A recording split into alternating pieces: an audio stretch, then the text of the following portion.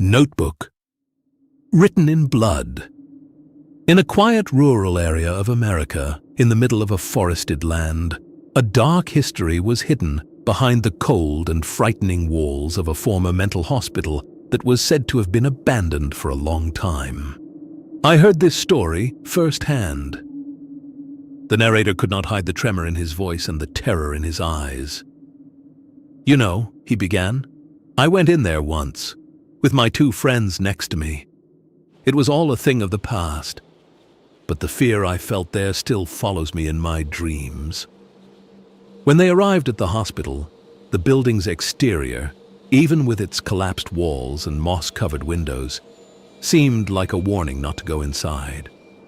However, with the courage and stupidity of youth, they forced the doors and entered.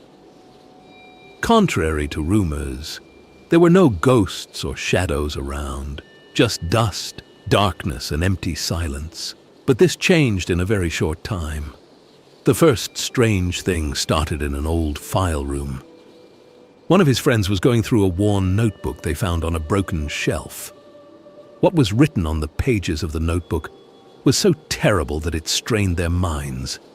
Experiments and ceremonies performed on some patients were described. A sentence that appeared to be written in blood caught his eye in the notebook. "Blood calls the soul, but the soul cannot find a way back." As soon as this sentence was read, the electricity was cut off. Even the screens of the phones in their hands suddenly went dark. The building was now completely dark, and the air had suddenly become icy cold. Everyone called out to each other in panic, but no one could move. At that moment, a groan was heard coming from the corridors. No, it's not just a moan. Multiple voices, short and rapid screams, echoed in a mixture. One of them gathered his courage and tried to find the source of the voices. His name was Mike, and he was known as the bravest of the group. But Mike didn't come back.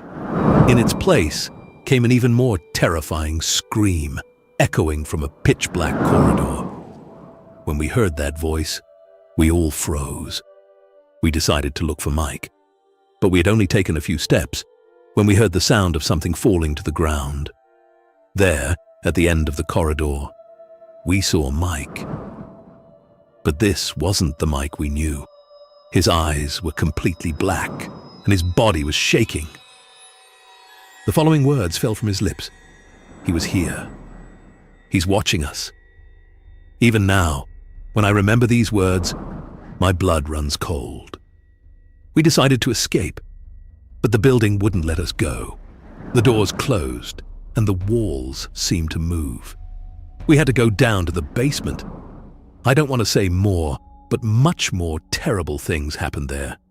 Circles drawn in blood, human bones on the ground, and laughter echoing in the cold air.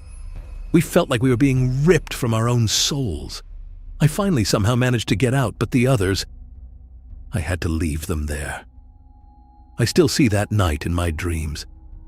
And the notebook, that cursed notebook. I don't know what happened, but I will never set foot in that woodland again. I recommend the same to you. When the narrator finished his words, a falling silence filled the room. Nobody said anything, and one question echoed in everyone's mind.